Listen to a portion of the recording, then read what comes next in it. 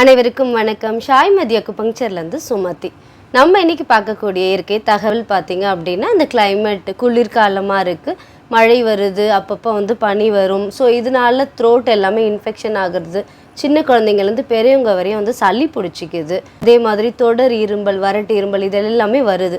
இதுக்கு நம்ம ஒரு சின்ன ரெமடியாக என்ன பண்ணலாம் அப்படின்னா, நாங்கள் எங்கள் வீட்டு மாடி தோட்டத்தில் உங்களுக்கு சொல்லியிருக்கேன், மூலிகை தோட்டம் இருக்குது.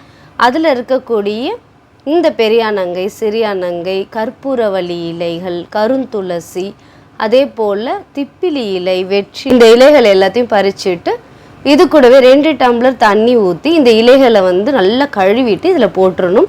நான் எல்லாத்துலேயும் 2 இலைகள் பறிச்சிருக்கேன். இது கூட 3 மிளகை இடித்து அதில் போட்டுடணும். கொஞ்சோண்டு மஞ்சத்தூளும் சேர்த்துக்கணும். நல்லா கொதிக்க விட்டு இந்த கஷாயத்தை வடிகட்டி நம்ம எடுத்துக்கலாம். வாரம் ஒரு வாட்டி சளி இல்லைனாலும் நம்ம இதை எடுத்துக்கலாம். அதிகப்படியான சளி இருக்குது அப்படின்னா நாட்டு மருந்து கடைகளில் அதிமதுரம் சுக்கு கிடைக்கும். அதே மாதிரி வால் மிளகு கிடைக்கும்.